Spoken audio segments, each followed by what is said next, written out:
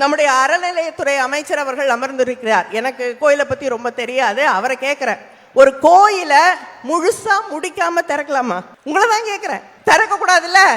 கேள்வி கேட்க கூடாது. கேள்வி கேட்டால் நமக்கு ஐஸ் வைப்பாங்க. ஐஸ்னா என்னன்னா இன்கம் டாக்ஸ், சிபிஐ, இடி, இது மூணும் வரும். நிதி அமைச்சர் வெள்ள பாதிக்கப்பட்ட பகுதிகளை பார்க்க வந்த நிதி அமைச்சர் என்ன பண்ணாங்க? கோயிலுக்கு போய் ஏன் அங்க இருக்கக்கூடிய பூஜாரிக்கு சம்பளம் கம்மியா கொடுக்குறீங்கன்னு கேள்வி கேட்கிறாங்க. எதை ஆய்வு செய்ய சொன்னா எதை ஆய்வு செய்து கொண்டிருக்கிறார்கள்? வடநாட்டிலே இன்னும் கருப்பு இருந்து கொண்டுதான் இருக்கிறது. அதை விரட்ட வேண்டிய அந்த கடமையும் நமக்கு இருக்கிறது. அந்த இருண்மையை விரட்ட வேண்டிய கடமை நமக்கு இருக்கிறது. பேரறிஞர் அண்ணா அவர்கள் நம்முடைய இயக்கம் துவக்கப்பட்ட போது சொன்னார்கள், கருப்பு சிவப்பு இருக்கிறது இந்த கொடியிலே.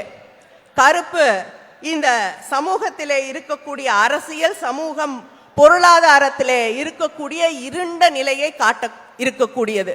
கீழே இருக்கக்கூடிய சிவப்பு என்பது இது எல்லாம் மாற வேண்டும் என்பதை குறிப்பதற்காக இந்த சிவப்பு நிறம் இருக்கிறது. இந்த கருப்பும் சிறப்பும் சிவப்பாக மாற வேண்டும் என்றால் உதய சூரியன் ஒளியாலே அந்த இருண்மை விரட்டி அடிக்கப்படும் என்று நம்முடைய அண்ணன் தளபதி அவர்களுடைய ஆட்சியிலே அண்ணாவின் கனவு தலைவர் கலைஞர் அவர்களின் வழியிலே இன்று ஏறத்தாழ நிறைவேறிவிட்டது. இந்த திராவிட மாடல் ஆட்சி இன்று இந்தியாவிலேயே தலை சிறந்த ஒரு மாநிலமாக மாற்றி அமைக்கப்பட்டிருக்கிறது. எல்லா இடத்திலையும் முன்னணியிலே இருக்கக்கூடிய ஒரு மாநிலம் தமிழ்நாடு என்ற பெருமையை நம்முடைய முதலமைச்சர் அவர்கள் நமக்காக வழங்கி இருக்கிறார்கள். நீங்க கேட்கலாம், எல்லாம் கிடைச்சிருச்சு, ஏன் கொடியில் இன்னும் கருப்பு இருக்கு, முழுசா சிவப்பா மாத்திடலாமேன்னு. ஆனால் இப்பொழுது நிலை மாறி இருக்கிறது.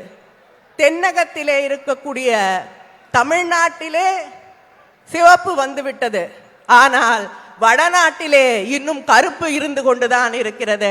அதை விரட்ட வேண்டிய அந்த கடமையும் நமக்கு இருக்கிறது. அந்த இருண்மையை விரட்ட வேண்டிய கடமை நமக்கு இருக்கிறது என்பதால் தான் அண்ணன் தளபதி அவர்கள் தொடர்ந்து அந்த இந்திய கூட்டணியின் ஒருங்கிணை அமைத்து அங்கே இருக்கக்கூடியவர்களை எல்லாம் ஒன்றாக நின்று செயல்பட வேண்டும் என்று ஒருங்கிணைத்து அழைத்து சென்று கொண்டிருக்கிறார்கள். இங்கே பேசியவர்கள் எல்லாம் குறிப்பிட்டு சொன்னது போல நாம் பெரியாரின் பிள்ளைகள் இங்கே கொள்கைகளை பற்றி பேசிக் கொண்டிருக்கிறோம். ஆனால் நாளை ஒரு கோயிலை திறக்கிறார்கள் வட இந்தியாவிலே. அந்த கோயிலை திறக்கிறத பத்தி நான் எதுவும் சொல்ல போவது இல்லை. ஏன் குடியரசுத் தலைவரை அழைக்கவில்லை என்று நான் கேட்கக்கூட போவது இல்லை. ஆனால் இங்கே இருக்கக்கூடிய பிரதமர் நாளை கோயிலை திறக்கிறார், இன்று க்ஷேத்ராடனம் செய்து கொண்டிருக்கிறார். அதை பற்றி எங்களுக்கு எந்த பிரச்சனையும் இல்லை. இங்க நம்முடைய அறநிலையத்துறை அமைச்சர் அவர்கள் அமர்ந்திருக்கிறார். எனக்கு கோயிலை பத்தி ரொம்ப தெரியாது, அவரை கேட்கிறேன். ஒரு கோயிலை முழுசா முடிக்காம திறக்கலாமா? உங்களை தான் கேட்கிறேன். திறக்க கூடாதுல்ல? ஒரு கோயிலை முழுசா கட்டி முடிக்காம திறக்க கூடாது. ஆனா இன்னைக்கு இருக்கக்கூடிய பிஜேபி என்ன சொல்லுது?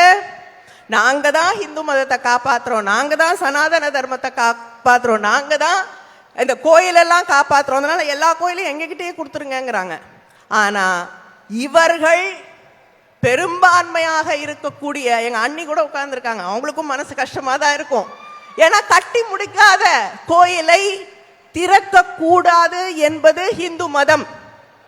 ஆனால் அதை அரசியலாக்கி உங்களுடைய அரசியல் லாபத்திற்காக இந்துக்களை மதிக்காமல், அந்த உணர்வுகளை மதிக்காமல் உங்க ஆளுங்களே கோயிலுக்கு வரமாட்டேன்னு சொல்லக்கூடிய அளவுக்கு அரசியல் விளையாட்டிலே அந்த கோயிலை நாளை திறக்க போகிறீர்கள். அதுக்கு ஹாலிடே வர 6 நாள் லீவு, ட்ரெயின் எல்லாம்.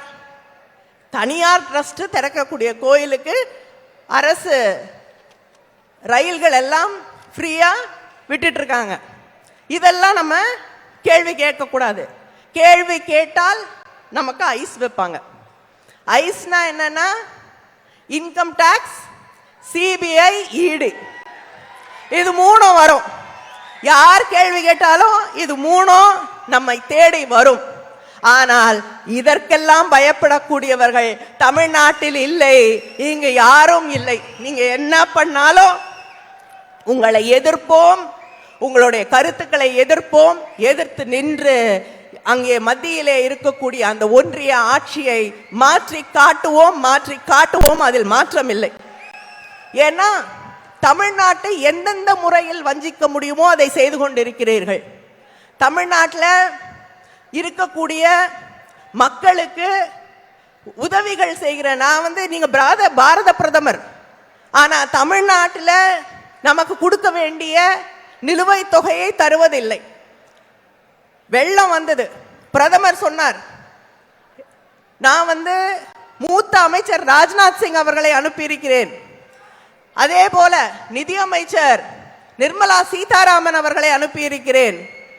ஆனா 2 பேரும் வந்தாங்க, 2 பேரும் பார்வையிட்டார்கள், 5 பைசா கூட இன்னும் வரல. ஆனால் இதே குஜராத்ல வெள்ளம் வந்தபோது ஆயிரக்கணக்கான கோடிகளே அங்கே கொண்டு போய் கொட்டினீர்கள். தமிழ்நாட்டில் இருக்கவங்க மனிதர்கள் இல்லையா? என்னுடைய தொகுதி தூத்துக்குடியில் எத்தனை ஆயிரம் வீடுகள் அடித்து கொண்டு சென்றது, எத்தனை விவசாயிகள் பாதிக்கப்பட்டிருக்கிறார்கள், சென்னை எந்த அளவுக்கு மோசமாக பாதிக்கப்பட்டது. இதெல்லாம் உங்கள் மனதை உருக்கவில்லையா? ஏன்னா தமிழ்நாடு, இங்க தமிழ்நாட்டில் இருக்கக்கூடியவர்கள் உங்களுக்கு வாக்களிக்க மாட்டார்கள். அதனால் நீங்கள் எங்களுக்கு எந்த உதவியும், எங்களுக்கு எந்த நிவாரணமும், எங்களுக்கு நியாயமாக வழங்கப்பட வேண்டிய நிதியையும் தரமாட்டீர்கள். வந்த நிதியமைச்சர் வெள்ள பாதிக்கப்பட்ட பகுதிகளை பார்க்க வந்த நிதியமைச்சர் என்ன பண்ணாங்க? கோயிலுக்கு போய் ஏன் அங்க இருக்கக்கூடிய பூஜாரிக்கு சம்பளம் கம்மியா கொடுக்குறீங்கன்னு கேள்வி கேட்கிறாங்க. எதை ஆய்வு செய்ய சொன்னா எதை ஆய்வு செய்து கொண்டிருக்கிறார்கள்? இதுதான் அவர்களுடைய எண்ணம், அடிப்படை. யாரை பத்தி அவங்களுக்கு அக்கறை என்பதை நாம் புரிந்து கொள்ள வேண்டும். விரைவிலே ஒரு மாற்றம் வர வேண்டும். அந்த மாற்றம் தமிழ்நாட்டில் மட்டும் வந்தா போதாது. அது எப்படியும் தமிழ்நாட்டில் 40க்கு 40 சந்தேகம் இல்லை. ஆனால் இந்த மாற்றம் நாடு முழுவதும் வர வேண்டும். அது வர வேண்டும் என்றால் நான் சொல்கிறேன், இந்த இளைஞர் பட்டாளமே இப்படியே நீங்க நடந்து அங்கே போனீங்கன்னா போதும், இப்படியே நடந்து வட இந்தியாவுக்கு போனீங்கன்னா போதும், நிச்சயமா மாற்றம் வரும். அந்த மாற்றத்தை உங்களால் நிகழ்த்த முடியும். அந்த மாற்றம் மட்டுமே இந்த நாட்டை காப்பாற்றும். நன்றி, வணக்கம்.